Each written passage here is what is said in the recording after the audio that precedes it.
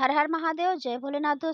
दोस्तों आप आज सुनेंगे नाग पंचमी की पौराणिक कथा एवं प्रचलित कथा कहानी।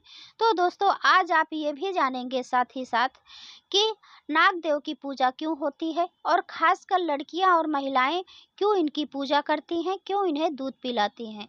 तो दोस्तों वीडियो को अंत तक जरूर देखिए। तो नाग पंचमी पर्व से संबंधित पौराणिक कथा के अनुसार प्राचीन काल में एक सेठ जी के 7 पुत्र थे। सातों के विवाह हो चुके थे। सबसे छोटे पुत्र की पत्नी श्रेष्ठ चरित्र की विदुषी और सुशील थी, परंतु उसके भाई नहीं था। एक दिन बड़ी बहू ने घर लीपने को पीली मिट्टी लाने के लिए सभी बहुओं को साथ चलने को कहा, तो सभी डलिया और खुरपी लेकर मिट्टी खोदने लगी। तभी वहां एक सर्प निकला, जिसे बड़ी बहू खुरपी से मारने लगी। यह देखकर छोटी बहू ने उसे रोकते हुए कहा, मत मारो इसे, यह बेचारा निरपराध है। यह सुनकर बड़ी बहू ने उसे नहीं मारा। तब सर्प एक ओर जा बैठा। तब छोटी बहू ने उससे कहा, हम अभी लौट कर आती हैं, तुम यहाँ से जाना मत। यह कहकर सबके साथ मिट्टी लेकर घर चली गई और वहां कामकाज में फंसकर सर्प से जो वादा किया था उसे भूल गई। उसे दूसरे दिन यह बात याद आई तो वह सबको साथ लेकर वहां पहुंची और सर्प को उस स्थान पर बैठा देखकर बोली, सर्प भैया नमस्कार। सर्प ने कहा, तू भैया कह चुकी है इसीलिए तुझे छोड़ देता हूँ, नहीं तो झूठी बात कहने के कारण तुझे अभी डस लेता। वह बोली, भैया मुझसे भूल हो गई, उसकी क्षमा मांगती हूँ। तब सर्प ने कहा, अच्छा तू आज से मेरी बहन हुई और मैं तेरा भाई हुआ, तुझे जो मांगना हो मांग ले। वह बोली, भैया मेरा कोई भाई नहीं है, अच्छा हुआ जो तू मेरा भाई बन गया। कुछ दिन व्यतीत होने पर वह सर्प मनुष्य का रूप रखकर उसके घर आया और बोला कि मेरी बहन को भेज दो। सबने कहा कि इसके तो कोई भाई नहीं था, तो वह बोला, मैं दूर के रिश्ते में इसका भाई हूँ, बचपन से ही बाहर चला गया था। उसके विश्वास दिलाने पर घर वालों के लोगों ने छोटी बहू को उसके साथ भेज दिया। उसने मार्ग में बताया कि मैं वही सर्प हूँ, इसलिए तू डरना नहीं और जहाँ चलने में कठिनाई हो वहाँ मेरी पूंछ पकड़ लेना। उसके कहे अनुसार ही किया और इस प्रकार वह उसके घर पहुँच गई। वहाँ के धन ऐश्वर्य को देखकर वह चकित हो गई। एक दिन सर्प की माता ने उससे कहा, मैं बाहर जा रही हूँ, अपने भाई को ठंडा दूध पिला देना। उसे यह बात ध्यान न रही और उसने गर्म दूध पिला दिया, जिससे उसका मुख बुरी तरह जल गया। यह देखकर सर्प की माता बहुत क्रोधित हुई, परंतु सर्प के समझाने पर चुप हो गई। तब सर्प ने कहा कि बहन को अब उसके घर भेज देना चाहिए। तब सर्प और उसके पिता ने उसे बहुत सा सोना चांदी जवाहरात वस्त्र आभूषण आदि देकर उसके घर पहुंचा दिया।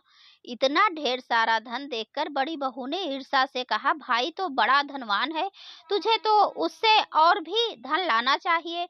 सर्प ने यह वचन सुना तो वह सब वस्तुएं सोने की लाकर दे दी।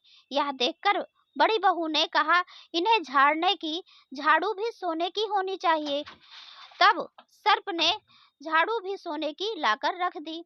सर्प ने छोटी बहू को हीरा मणियों का एक अद्भुत हार दिया। उसकी प्रशंसा उस देश की रानी ने भी सुनी और वह राजा से बोली कि सेठ जी की छोटी बहू का हार यहाँ आना चाहिए। राजा ने मंत्री को हुक्म दिया कि उससे वह हार लेकर शीघ्र उपस्थित हो। मंत्री ने सेठ जी से जाकर कहा कि महारानी जी छोटी बहू का हार पहनेंगी, वह उससे लेकर मुझे दे दो। सेठ जी ने डर के कारण छोटी बहू से हार मांगकर दे दिया।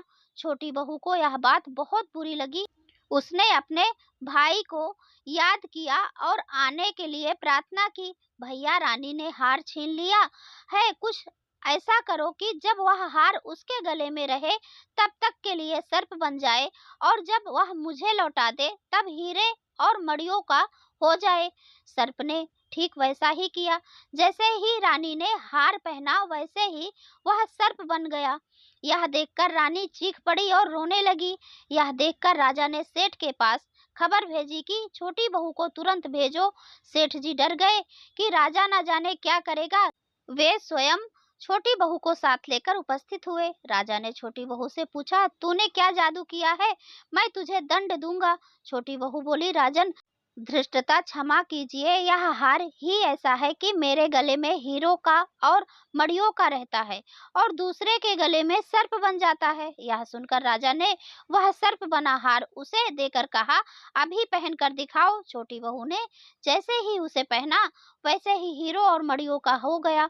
यह देखकर राजा को उसकी बात का विश्वास हो गया और उसने प्रसन्न होकर उसे बहुत सी मुद्राएं भी पुरस्कार में दी। छोटी बहू अपने हार और धन सहित घर लौट आई। उसके धन को देखकर बड़ी बहू ने ईर्ष्या के कारण उसके पति को सिखाया कि छोटी बहू के पास कहीं से धन आया है। यह सुनकर उसके पति ने अपनी पत्नी को बुलाकर कहा, ठीक ठीक बता कि यह धन तुझे कौन देता है। तब वह सर्प को याद करने लगी। तब उसी समय सर्प ने प्रकट होकर कहा, यदि मेरी धर्म बहन के आचरण पर संदेह प्रकट करेगा तो मैं उसे डस लूंगा। यह सुनकर छोटी बहू का पति बहुत प्रसन्न हुआ और उसने सर्प देवता का बड़ा सत्कार किया। उसी दिन से नागपंचमी का त्योहार मनाया जाता है और स्त्रियां सर्प को भाई मानकर उनकी पूजा करती हैं। दोस्तों, यही एक कारण है कि इसीलिए महिलाएं और लड़कियां भगवान नाग देवता की पूजा करती हैं और उन्हें दूध पिलाती हैं। दोस्तों, मैं तो यही बोलूंगी कि जिन माताओं और बहनों के पास भाई नहीं है, वो दुखी हैं, तो हमें किसी और को भाई बनाने से अच्छा है कि हम भगवान को भी भाई बना सकते हैं। जैसे कि मैंने भी श्री कृष्ण जी को भाई बनाया है। उन्हें रक्षाबंधन पर हर बार उन्हें ही राखी बांधती हूँ। दोस्तों, पहले मैं भी दुखी रहती थी कि मेरे पास भाई नहीं है, तो थोड़ा तकलीफ होता था।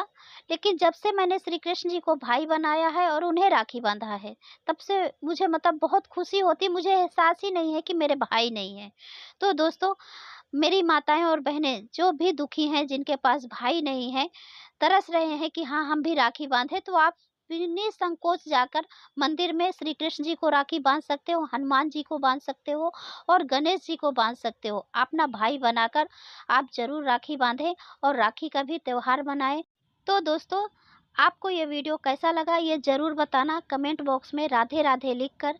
और दोस्तों, आप इस वीडियो को लाइक भी कीजिए यदि आपको पसंद आए तो, और शेयर भी कीजिए। और दोस्तों, अब मैं मिलती हूँ अगले वीडियो में, तब तक के लिए नमस्कार।